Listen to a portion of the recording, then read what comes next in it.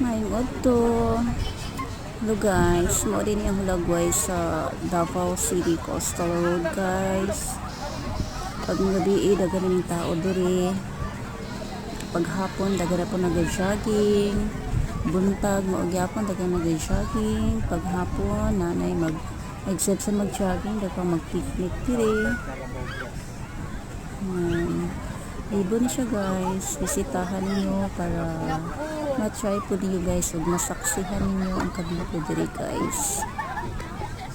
Fresh ang air, kadaplin po niyo og dagat guys.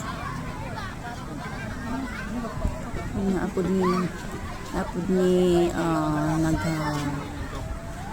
banda yung selected days niya.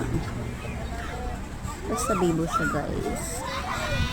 Kami pwede rin mag-picnic ng uban diri guys. Di pamilya man diri, wala sila foods. Maglatag sila. Mag-dinner with families. Picture. Date. Or fun date. The rest. Then, ang hagdan maglakaw-lakaw lang. Yan na lang din guys. Mabibo na po